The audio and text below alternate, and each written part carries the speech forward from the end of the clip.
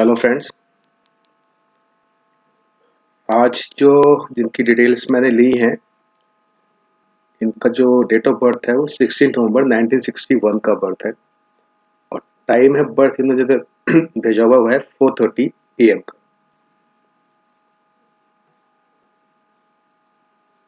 16 नवंबर को वेडनेसडे था। इनकी जो तिथि है वो शुक्ल अष्टमी है, यानी अष्टमी का बर्थ है और जन्म नक्षत्र है वो धनिष्ठा है। जैसे लास्ट वीडियो में हमने देखा था कुछ, अब लगन की चलिए डिग्री देख लेते हैं पहले, फिर बात करते हैं। यहाँ पे जो लगन की डिग्री है वो 00 डिग्री का लगन है, 28 सेकंड का लगन है।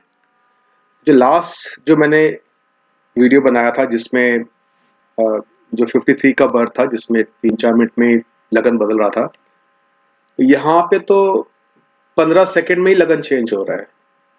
अगर इस टाइम को मैं थोड़ा सा पीछे कर लूँ, मान लीजिए 4:29 मैंने टाइम किया है, तो पहले लिब्रा लगन था, अब यह वर्गो असेंडेंट बन गया। मैं आपको दिखाता हूँ। 15 सेकेंड में ही इनका असेंडेंट बदल रहा है। देखिए यहाँ पे लिब्रा असेंडेंट है, 7 नंबर असेंडेंट लिखा है यहाँ पे राशि चार्ट में। और इसको मैं अगर 15 सेकंड के पीछे करता हूँ, सिर्फ 15 सेकंड, ये वर्गो असेंडेंट चेंज बदल जाता है।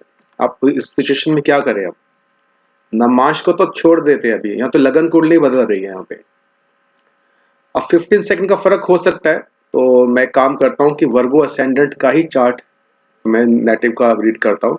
बाकी अपडेट दे देंगे मेरे को जिनका भी ये चार्ट है कि इनकी रीडिंग जो मैंने बातें बोली कितनी लगी हैं। नहीं तो फिर इनका जो टाइम है वो कहीं ना कहीं डिफरेंट है, क्योंकि 61 का बर्थ है, तो is around 59 year of age. तो 60 साल पहले कितना एक्यूरेसी हमें पता थी बर्थ टाइम की, वो कहना थोड़ा मुश्किल है। तो 15 सेकंड में जो चार्ट बदल रहा है, इसको मैं थोड़ा एनालाइज करते हैं इसको थोड़ा। देखिए ये वर्गो असेंडेंट है, वर्गो असेंडेंट यानी 6 नंबर का असेंडेंट है, कन्या लगन जिसे कहते हैं। और ये भी एक अर्थी साइन है, जैसे मैंने कैप्रिकॉर्न असेंडेंट वाले चार्ट में बताया था। वर्गो असेंडेंट को जो है ना रूल, वो मरकरी करता है। मरकरी है प्लैनेट इंटेलिजेंस का। तो ये नेटिव और जो वर्गो असेंडेंट वाले हैं, ये बहुत इंटेलिजेंट लोग होते हैं, बहुत इंटेलिजेंट होते हैं, डिपेंडिंग ऑन कि इनके जो लगन लॉर्ड की प्लेसमेंट कहाँ है, यानी मरकी कहाँ पे प्लेस्ड है। मगर ये लोग इंटेलिजेंट होते हैं और इनके साथ वही प्रॉब्लम होती है जो कैप्रिकॉर्न असेंडेंट के साथ होती है। ये भी अपने रिलेशनशिप में दिमाग पूरा यूज करते हैं और जिससे इनके रिलेशनशिप में प्रॉब्लम होनी शुरू हो जाती है। मेरे हिसाब से जो मेरी एनालिसिस रही है, वर्गो असेंडेंट जो चार्ट है, जिनका कन्या लगन होता है, इनका दिमाग बहुत ज्यादा तेज होता है, बहुत दिमाग लगाते हैं लाइफ में अपना। हर सेकंड हर पल इनका दिमाग कहीं ना कहीं एक्टिव रहता है। अब देखिए लगन लॉर्ड जो है वो सेकंड हाउस में बैठा हुआ है मरकरी, यानी लगन लॉर्ड, मैंने आपको क्या बताया हुआ, लगन क्या बताता है, ये बताता है पर्पस ऑफ माई लाइफ। लगन लॉर्ड की प्लेसमेंट सेकंड हाउस में है। सेकंड हाउस फैमिली का होता है, कुटुंब का होता है, एक्यूमुलेशन ऑफ वेल्थ का होता है, पैसे का होता है, स्पीच का होता है। इनके चार्ट में मर्की के साथ वीनस बैठा हुआ है, जो इस चार्ट में 9th हाउस का लॉर्ड है, यानी Venus murky combination second house में। इनकी स्पीच बहुत अच्छी होगी, बहुत मीठा बोलते हैं लोग। इनकी स्पीच जब कोई बात करता है तो ये अलग दिख जाते हैं ऐसे लोग, क्योंकि मर्करी सेकंड हाउस में स्पीच बहुत अच्छी, कम्युनिकेशन बहुत अच्छी देता है। वीनस एक बेनिफिक प्लेनेट है इस चार्ट के लिए, 9th हाउस का लॉर्ड है, तो कहीं ना कहीं अच्छा कॉम्बिनेशन है लगन लॉर्ड और 9th हाउस का जो कॉम्बिनेशन है, तो अपने आप में राजयोग है। तो वीनस मर्करी, मर्करी इंटेलिजेंस दे रहा है, इंटेलिजेंस से बोलना, कैसे बोलना है, क्योंकि यहाँ पे मर्करी इनके 10th हाउस यानी प्रोफेशन हाउस का भी लॉर्ड है। तो ऐसा कोई प्रोफेशन जिसमें कम्युनिकेशन इनको ज्यादा बोलना होता सॉरी ज्यादा बोलना होता हो, वो कम्युनिकेट उस प्रोफेशन में हो सकते हैं। अब प्रॉब्लम थोड़ी सी क्या हो गई है, यहाँ पे सन बैठा हुआ है जो 12th हाउस का लॉर्ड है। जैसे मैंने आपको पहले बताया हुआ है कि 6, 8 और 12 हाउसेस को अच्छा नहीं माना जाता एस्ट्रोलॉजी में। तो 12th हाउस का लॉर्ड सेकंड हाउस में आने से क्या होता है, 12th हाउस फॉरेन लैंड का भी है, कुछ फॉरेन कनेक्शन बना देता है। 12th हाउस एक्सपेंडिचर का भी है, खर्चे का भी है, तो थोड़े खर्चे ज्यादा ऐसे लोग करते हैं, ज्यादा स्पेंड्थ्रिफ्ट होते हैं बहुत, यानी खुला हाथ होता है इन लोगों का। नहीं तो सन क्या है, सन एक डोमिनेंस भी है यहाँ पे। सेकंड हाउस, फैमिली के हाउस में जब सन होगा तो ये ऐसे लोग अपनी फैमिली पे डोमिनेट करना पसंद करते हैं। सन ईगो भी है, थोड़े इगोस्टिक भी होते हैं, क्योंकि लगन लॉर्ड के साथ सन बैठा हुआ है तो पर्सनैलिटी तो इन्वॉल्व हो गई ना, तो कहीं ना कहीं ईगो भी दिखाता है, थोड़ी ईगो लेवल हो सकता है। और इनके फादर के साथ भी सिमिलर प्रॉब्लम हो सकती है, क्योंकि 12th हाउस का सेकंड हाउस में बैठना जो कॉम्बिनेशन है वो एक अच्छा कॉम्बिनेशन नहीं है, अनलेस एंटिल इनका 12th हाउस से रिलेटेड कोई काम हो। 12th हाउस से रिलेटेड काम क्या होता है, कोई फॉरेन लैंड से कोई काम हो, कोई इंपोर्ट एक्सपोर्ट का काम हो, हॉस्पिटल से रिलेटेड कोई काम हो, इस तरह की कोई सप्लाई हो उनकी, उस हिसाब से तो ठीक है 12th हाउस का लॉर्ड जो सन बैठा हुआ सेकंड हाउस में। मगर सन एक ईगो भी देता है इंसान में, किंग है ना, किंग तो हमेशा ईगो में रहेगा, तो वो ईगो कहाँ दिखाता है, अपनी फैमिली को। तो ये जो तीन कॉम्बिनेशन है, मरकरी सन वीनस, तीन प्लैनेट इनके सेकंड हाउस में बैठे हुए हैं, तो ये दर्शाते हैं कि इन नेटिव की स्पीच बहुत अच्छी होनी चाहिए। जो इनकम है, क्योंकि सेकंड हाउस इनकम का भी है, पैसे का भी है, वो पैसा फॉरेन से भी आ सकता है। ऐसा कोई काम जहाँ पे इनके कम्युनिकेशन, उनको बोलना हो। सेकंड हाउस खाने पीने का है, खाने पीने का कोई काम इस तरह की फील्ड में भी हो सकते हैं। और मगर एक्यूमुलेशन नहीं दिखाता है, क्योंकि आपके पीछे दिख नहीं रहा, एक एमडी पीछे लिखा हुआ है, जैसे मानदी मैंने विषय बताया है। मानदी का सेकंड हाउस में होना अच्छी बात नहीं है, तो एक मेलेफिक है और सन भी एक मेलेफिक प्लेनेट है, तो पैसे के लिए कभी ना कभी तंगी वो जरूर दे देते हैं, ऑन एंड ऑफ चीजें रहती है। थर्ड हाउस में मंगल बैठा हुआ है, मार्स बैठा हुआ है स्कॉर्पियो साइन के अंदर, ये मंगल का अपना साइन है। और ये उपचय हाउस है, जैसे मैंने बताया था आपको 3, 6, 10, 11 उपचय हाउसेज होते हैं। तो मार्स अपने साइन में, उपचय साइन में बड़े अच्छे रिजल्ट देता है, मार्स के लिए बेस्ट पोजीशन है मंगल के लिए। ऐसे लोगों में करेज बहुत होती है, करेज के साथ अगले, क्योंकि करेज होती है, मेहनती भी बहुत होते हैं, मगर ये सिबलिंग्स का भी है, भाई बहनों का भी घर है, तो वहां पे सिबलिंग के साथ थोड़ी प्रॉब्लम हो सकती है, क्योंकि मंगल एक लड़ाई झगड़े का कारक भी है, एक फाइटिंग स्पिरिट मंगल ही देता है। तो कभी कभी क्योंकि यहाँ पे 8th हाउस का लॉर्ड भी मंगल है, मार्स जो है, तो कहीं ना कहीं सिबलिंग के साथ कुछ ऑन एंड ऑफ कुछ प्रॉब्लम इनको रह सकती है, कोई आर्गुमेंट हो सकते हैं। अदरवाइज मंगल थर्ड हाउस में बहुत कंफर्टेबल बैठा हुआ है, करेज बहुत अच्छी देता है, हिम्मत बहुत अच्छी दे देता है। नेक्स्ट हाउस है fourth house, fourth house mother का है, फोर्थ हाउस उसमें होमलैंड है, मेरा घर है, मेरी इनर पीस है, मेरी इनर हैप्पीनेस है। इसका जो लॉर्ड है जुपिटर, वो 5th हाउस में बैठा हुआ है सैटर्न और केतु के साथ। देखिए जुपिटर कैप्रिकॉर्न में बैठा हुआ है, जुपिटर यहाँ नीच के बन जाते हैं, नीच का जब भी कोई प्लैनेट हो जाता है वो उतने अच्छे रिजल्ट नहीं देता है। फिर जुपिटर एफ्लिक्टेड है केतु और सैटर्न के साथ, कहीं ना कहीं एफ्लिक्शन हो गया जुपिटर को, तो इनर हैप्पीनेस जो भी 4th हाउस के सिग्निफिकेंस है उसमें थोड़ी कमी वो ला देता है। इनर हैप्पीनेस मुश्किल से मिलती है ऐसे लोगों को, क्योंकि प्रॉपर्टी का भी 4th हाउस है, तो थोड़ा स्ट्रगल करना पड़ सकता है इनको 4th हाउस की चीजों से रिलेटेड, क्योंकि उसका जो लॉर्ड जुपिटर है वो कहीं ना कहीं नीच का 5th हाउस में बैठा हुआ है सैटर्न और केतु के साथ। अब 4th हाउस से ज्यादा प्रॉब्लम तो 5th हाउस में है, Jupiter Ketu combination, Saturn combination है, सैटर्न केतु कभी भी प्रोफेशन के लिए अच्छा कॉम्बिनेशन नहीं माना जाता, ये शापित ही होगा बेसिकली। साथ में जुपिटर बैठे हुए नीच के, तो बेनिफिट्स फ्रॉम चिल्ड्रन, अगेन पांचवा घर बच्चों का भी है, तो कहीं ना कहीं चिल्ड्रन से रिलेटेड प्रॉब्लम दे देता है, कोई ना कोई ऑन एंड ऑफ इश्यूज बच्चों से रहते हैं, जो एक्सपेक्टेशंस रहती हैं बच्चों से फुलफिल शायद नहीं हो पाएंगे इनकी। देखिए मैं अभी वर्गो असेंडेंट के हिसाब से बता रहा हूँ, क्योंकि 15 सेकंड पीछे करने में इनका जो लगन है बदल गया। मैंने लिब्रा असेंडेंट नहीं लिया है यहाँ पे, अभी अपडेट देंगे मेरे को कि मैं जो कह रहा हूँ ठीक है कि नहीं है, क्योंकि लिब्रा असेंडेंट के भी ट्रेड्स प्लैनेट की जो प्लेसमेंट डिफरेंट हो जाएगी। मैं अज्यूम कर रहा हूँ कि इतना डिफरेंस तो होता ही है, क्योंकि 6 यानी 59 ईयर्स ऑफ एज है इनकी, कंप्लीट कर चुके हैं ये नवंबर में, इतना पुराना बर्थ है, तो हम प्लस माइनस 10 मिनट तो ले ही लेते हैं बर्थ टाइम को, तो या तो 15 सेकंड में ही चार्ट चेंज हो गया, जो मैंने चार्ट चेंज कर दिया इनका, लिब्रा असेंडेंट से वर्गो असेंडेंट बना दिया। तो 5th हाउस में जो कॉम्बिनेशन है ये अच्छा कॉम्बिनेशन ही है। 5th हाउस एक क्रिएटिविटी दिखाता है, एक फेम का भी है, उसमें भी दिक्कत आ सकती है, कहीं ना कहीं बच्चों का है, बच्चों से दिक्कत आ सकती है, एक्सपेक्टेशंस पूरी नहीं होती है बच्चों की, या बच्चों से एक्सपेक्टेशंस पूरी नहीं होती है। तो ये कॉम्बिनेशन अच्छा नहीं। और सैटर्न केतु अपने आप में एक शापित योग है जिसकी पूजा इनको करनी चाहिए, यानी अब जब भी श्राद्ध आएंगे अपने फादर्स फोर फादर के जो राइट्स हैं श्राद्ध करने चाहिए हर जिन भी लोगों का सैटर्न केतु कॉम्बिनेशन है। क्योंकि 5th हाउस मेरे ग्रैंडफादर भी है, 5वां घर है मेरे ग्रैंडफादर का भी है, तो उनकी लाइफ भी पता नहीं कैसे निकली हो, इनको पता नॉलेज है कि नहीं है। तो एनीवेज इनको जो भी श्राद्ध जो आते हैं जो तो श्राद्ध तो पितृ पक्ष में श्राद्ध वाले सारे रिचुअल्स उनको करने चाहिए। नेक्स्ट हाउस है 6th हाउस, यहाँ मून की प्लेसमेंट है।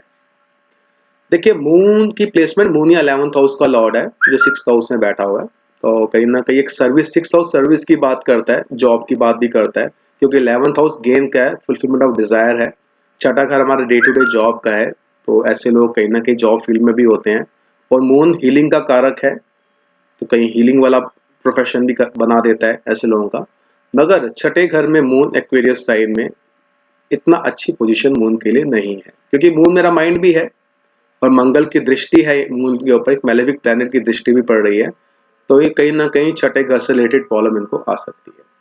अब देखिए बाकी घर इनके खाली हैं, 7th हाउस खाली है। 7th हाउस का लॉर्ड जो है ये मैरिज का हाउस है, पार्टनरशिप का हाउस है, जुपिटर वो नीच के बैठे हुए हैं। जब भी 7th हाउस का लॉर्ड 5th हाउस में होता है ऐसे नेटिव की लव मैरिज होने के चांसेस ज्यादा होते हैं। कई केसेस में मैरिज देता भी नहीं है क्योंकि नीच का प्लैनेट है, मैरिज दे देता है तो कहीं ना कहीं बच्चे होने में प्रॉब्लम होती है। तो एक अच्छा कॉम्बिनेशन नहीं है मैरिड लाइफ को लेके। 7th हाउस का लॉर्ड जो जुपिटर है नीच के 5th हाउस से बैठा हुआ है, तो ये कुछ ना कुछ प्रॉब्लम इनको 7th हाउस से रिलेटेड इन्होंने फेस की होगी। 8th हाउस बताया मैंने इनहेरिटेंस का है मेरा, रिसर्च का है, इन डेप्थ नॉलेज का है, एक डीप सी है, उसका जो लॉर्ड है अपने सेठ बैठा हुआ है मंगल अपने साइन का, तो ऐसी कोई खास एफ्लिक्शन है नहीं है। और मरकरी विनस इसको देख रहे हैं, बेनिफिक एस्पेक्ट है, तो उस हिसाब से 8th हाउस में कोई ज्यादा एफ्लिक्शन नहीं है। 9th हाउस भाग्य स्थान होता है, फादर का होता है, वो 2nd हाउस में बैठा हुआ है। 9th हाउस का लॉर्ड 2nd हाउस का में बैठने का मतलब है कभी कभी ट्रैवलिंग कर सकती है अपने अपने काम से रिलेटेड, इनको कभी ना कभी ट्रैवल करना पड़ सकता है, क्योंकि 9th house long distance travelling का है, तो एक लॉन्ग डिस्टेंस ट्रैवलिंग भी इनको अपने काम से रिलेटेड पैसे कमाने के रिलेटेड इनको करनी पड़ सकती है। नेक्स्ट हाउस 10th हाउस है जो प्रोफेशन का है, उसका लॉर्ड तो मर्क्यूरी 2nd हाउस में बता चुका हूं मैं। ऐसे लोगों का काम क्या होता है, ज्यादातर कम्युनिकेशन लाइन में होते हैं जहां उनको बोलना पड़ता है, या फिर खाने पीने का काम हो सकता है, बैंकिंग में हो सकता है, फाइनेंशियल सर्विसेज में हो सकते हैं, क्योंकि 2nd हाउस पैसे का इस तरह का प्रोफेशन हो सकता है। मैं अगर बेसिक ट्रेड बता रहा हूँ, प्रोफेशन देखने के जो परफेक्ट जो सिस्टम्स है वो डिफरेंट है। ये मैं जनरल आउटलुक दे रहा हूँ मैं आपको 10th हाउस की प्लेसमेंट की। 11th हाउस में राहु है, 11th हाउस का राहु एक one of the best placement मानी जाती है राहु के लिए, और राहु ने अपने रिजल्ट नहीं देने हैं, एक शेडो प्लैनेट है तो मून का रिजल्ट देगा, तो मून यहाँ पे राहु के साइन में एक्वेरियस साइन में ही बैठा हुआ है 6th हाउस में, तो राहु ने जो रिजल्ट देने हैं मून के देने हैं, या जुपिटर और सैटर्न के रिजल्ट देगा, क्योंकि जुपिटर और सैटर्न का एस्पेक्ट है राहु के ऊपर। अब इस चार्ट में देखिए आंशिक कालसर्प योग भी है, सिर्फ मून अलग है। देखिए यहाँ पे राहु और केतु के बीच में सारे प्लैनेट्स बैठे हुए हैं, सिर्फ मून बाहर निकला हुआ है, और मून भी कुछ स्ट्रॉन्ग नहीं है, सिर्फ 5 डिग्री का मून है, तो आंशिक कालसर्प योग कह सकते हैं। कालसर्प योग क्या देगा हमारे को, थोड़ी स्ट्रगल देता है लाइफ में, लाइफ के हर सेगमेंट में कुछ ना कुछ एक नेटिव को स्ट्रगल करना पड़ सकता है। और अगर इनको लगता है इन्होंने इस तरह की प्रॉब्लम फेस की है, तो इवन कि अभी 60 ईयर्स उनकी एज हो गई है, मगर फिर भी कालसर्प की पूजा या लॉर्ड शिवा को फॉलो करें, उस तरह के रिचुअल से कर सकते हैं। दूध में काले तिल डाल के, ठंडे दूध के अंदर काले तिल डाल के ये शिवलिंग पे मंडे को चढ़ाएंगे तो इनको उससे बेनिफिट मिलेगा। 12th हाउस एक्सपेंडिचर का है, मैं बता चुका हूँ, इसका लॉर्ड 2nd हाउस में बैठा हुआ है। 12th हाउस का लॉर्ड 2nd हाउस में या 2nd का 12th में खर्चा दे देता है। वो जो इनकम है कहीं ना कहीं फॉरेन ट्रेड से मिलती है इनको, फॉरेन लैंड से मिल जाती है, इम्पोर्ट एक्सपोर्ट से मिल जाती है। अगर वैसा नहीं है तो एक हाथ खुला होता है ऐसे लोगों का, थोड़ा खर्चा ज्यादा कर लेते हैं। तो फ्रेंड्स ये डिस्क्रिप्शन दी है मैंने इनकी वर्गो असेंडेंट के हिसाब से, और अगर मैं 15 सेकंड अब इसके टाइम को थोड़ा आगे कर दूं, यानी 4:30 बजे का ले आऊंगा, तो इनका यहाँ पे देखिए लिब्रा 7 नंबर का असेंडेंट बन गया है, और ये सारी चीजें चेंज हो गई हैं हमारी। जो कॉम्बिनेशन था 2nd हाउस में वो लगन में बन गया है। यहाँ पे लगन में ये जो कॉम्बिनेशन बना हुआ है बड़ा अच्छा है, वीनस अपने साइन का है, पहले भी किसी से लास्ट चार्ट में ये कॉम्बिनेशन था, वीनस मरकरी लगन में था, बड़ा अच्छा कॉम्बिनेशन है। और सन बैठ गया, सन डेबिलिटेड नीच का है तो थोड़ा प्रॉब्लम करता है, हेल्थ इश्यूज दे देता है। अगर इनका लिब्रा असेंडेंट है तो हेल्थ इश्यूज बहुत देता है, क्योंकि 11th हाउस का लॉर्ड है बाद केश होता है 11th हाउस, वो भी सूर्य नीच के हो गए तो खराब पोजीशन है। मंगल सेकंड हाउस में है अगर लिब्रा असेंडेंट में अपने हाउस में, पैसे के लिए तो ठीक है, मगर गलत बोलना ब्लंट हो जाता है, ऐसे लोग बहुत ब्लंटली बात करते हैं, थोड़ी स्पीच है क्योंकि राहु भी देख रहा है, थोड़ी स्पीच भी खराब कर देता है, थोड़ा कहते हैं ना पंजाबी बोलते हैं ओखा होके बोलते हैं, थोड़ा हार्ड स्पीच बना देता है। फोर्थ हाउस में सैटर्न जुपिटर कॉम्बिनेशन है तो ये अगेन फोर्थ हाउस को डिस्टर्ब कर रहा है क्योंकि जुपिटर नीच के हैं, सैटर्न केतु कॉम्बिनेशन बना हुआ है, तो सुख की कमी लाता है, फैमिली सुख में कमी लेकर आता है, और मदर्स को कुछ प्रॉब्लम हो सकती है, इल हेल्थ हो सकती है। चंद्रमा जो बैठा हुआ है फिफ्थ हाउस में, ठीक है कोई प्रॉब्लम नहीं है, 10th हाउस का लॉर्ड फिफ्थ हाउस में है, कुछ क्रिएटिव फील्ड कैसा इंसान हो सकता है, तो ये थोड़े चेंजेस हो गए हैं। देखिए अब 2 लगन है तो मैं लिब्रा असेंडेंट नहीं लिया है क्योंकि 4:30 बजे लिब्रा असेंडेंट आ रहा है, तो मैं ज्यूम कर रहा हूँ इतना फर्क तो होता ही है क्योंकि 61 का बर्थ है, तो कहीं ना कहीं मैंने इनका वर्गो असेंडेंट देखिए, मैंने 6 नंबर का असेंडेंट है, कन्या लगन ही इनका लिया है मैंने इनका। और अभी अगर इनकी दशा देखे, प्रेजेंट दशा जो है, तो इनकी प्रेजेंट दशा जो चल रही है मरकरी की चल रही है, बुध की दशा चल रही है, और बुध में जनवरी तक वीनस रहने वाले हैं, तो ओवरऑल वीनस तो उनके वेल प्लेस्ड है। वीनस सेकंड हाउस में पैसे के लिए अच्छे माने जाते हैं, वो भी 9th हाउस का लॉर्ड है, तो ये पीरियड जो उनका 2000 मार्च 2018 से लेके और ये आपका जनवरी 2021 तक रहने वाला है। पर ये है कि नवमांश में कहीं ना कहीं वीनस स्कॉर्पियो साइन में है, कहीं ना कहीं वीनस वीक है, तो ऑन एंड ऑफ थोड़ी दिक्कत तो रही होगी, मैं थोड़ा कंफर्टेबल साइन रहा होगा। तो इस मरकरी वीनस के बाद इनके सन का सब पीरियड शुरू होगा नेक्स्ट ईयर जनवरी में, तो ये ट्रेड्स चेंज हो सकते हैं दशांतर दशा के। मान लीजिए इनका 4.5 नहीं 4:35 का टाइम होगा तो लिब्रा असेंडेंट में हम एक कंफर्टेबल पोजीशन में पहुंच जाएंगे, डिग्री बढ़ जाएगी। 4:40 का भी होगा क्योंकि लास्ट चार्ट में जो मुझे अपडेट दी गई है कि वो टाइम जो 1 घंटे का स्लैब दिया है उसमें, तो बड़ा मुश्किल हो जाता है ऐसे टाइम ढूंढना बिना इवेंट्स के, भी वह टाइम रेक्टिफाई करना पड़ता है, एक लंबा प्रोसीजर है, हो तो जाता है वो टाइम, फिर नेटिव के सारे इवेंट्स मैच किए जाते हैं, या और भी कुछ सिस्टम्स हैं हमारे पास, टूल है बर्थ टाइम रेक्टिफिकेशन के लिए, वो यूज किए जाते हैं। मगर मैं अज्यूम कर रहा हूँ कि इनका वर्गो असेंडेंट है,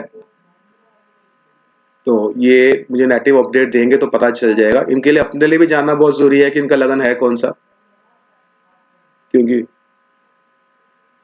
15 सेकंड के ही में ही इनका जो लगन बदल रहा है।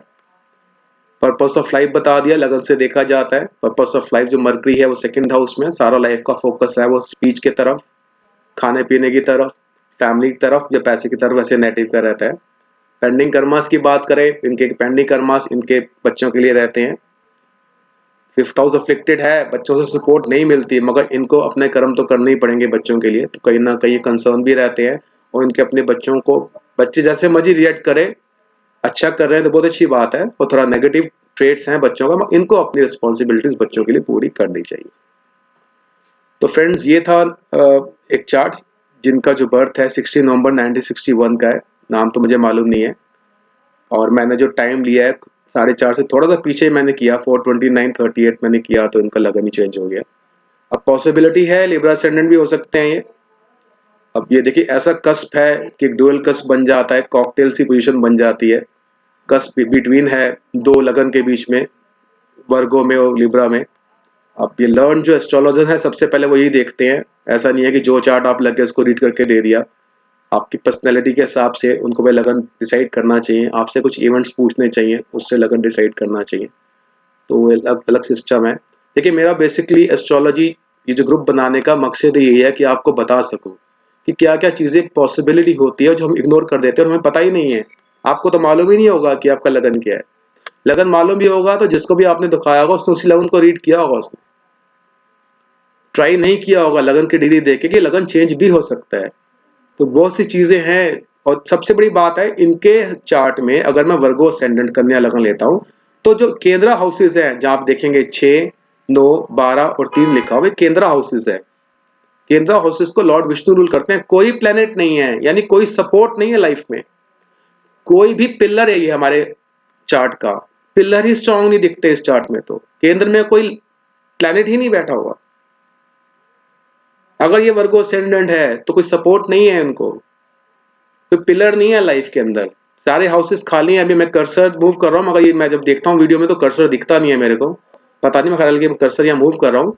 ये जहाँ AS लिखा हुआ है असेंडेंट है, लगन है 6 नंबर, इसके बाद आप यहाँ से काउंट करेंगे 1 2 3 4 पे आएंगे, जब पीपी लिखा हुआ है ये 4th हाउस है, जहाँ 12 नंबर लिखा हुआ है 7th हाउस है, जहाँ 3 नंबर लिखा हुआ है ये आपका 10th हाउस है। तो देखिए ये केंद्र हाउसेस होते हैं, ये इसमें कोई प्लैनेट नहीं है, कोई सपोर्ट नहीं है लाइफ में। ये बहुत बड़ी प्रॉब्लम है अगर इनका कन्या लगाना है। जो पिलर होते हैं हमारे, जो जैसे घर बनाने में पिलर डाले जाते हैं, तो इनके जो चार्ट में जो पिलर्स हैं वहां तो कोई प्लैनेट बैठा ही नहीं हुआ, तो कहीं ना कहीं ये चार्ट कहीं ना कहीं वीक बन जाता है अगर ये वर्गो असेंडेंट है। तो अगर ये ट्रेड्स नहीं है तो हमें इनको लिब्रा असेंडेंट लेके चलना पड़ेगा, मगर अभी मेरे लिए तो कंफ्यूजन है कि मुझे इनके बारे में कुछ भी नहीं पता है। तो मोर ओवर बस ये है कि थोड़ी मैरिड लाइफ को लेकर प्रॉब्लम हो सकती है इस चार्ट के हिसाब से। ऐसे केस में क्या होता है, मैरिज हो जाती है तो बच्चे कभी कभी नहीं होते हैं, क्योंकि केतु बैठा हुआ है, Saturn Ketu combination is not good combination in 5th house. बच्चों से रिलेटेड प्रॉब्लम तो मैंने डिस्कस करी है, मगर मैं ये नहीं बोला कि बच्चे नहीं होते हैं, वो स्टेटमेंट देना अच्छी बात नहीं है, मगर बच्चों से प्रॉब्लम मैंने आपको बताई है तो आप खुद ही एनालाइज कर सकते हैं मेरे कहने का मतलब क्या है। तो मैरिड लाइफ भी इतनी कंफर्टेबल नहीं होती है क्योंकि 7th हाउस का लॉर्ड नीच का है। तो कई बार अगर नीच का प्लैनेट हो और सैटर्न देख रहा हो, कई बार मैरिड वाला इवेंट होता ही नहीं है लाइफ के अंदर, और होगा तो मैरिड लाइफ ऐसे लगती है कि ना के बराबर है। एनीवे ज्यादा डिस्कस नहीं करते पर्सनल लाइफ को, मगर पॉसिबिलिटी है अगर ये वर्गो असेंडेंट होगा तो ये पॉसिबिलिटीज हो सकती है।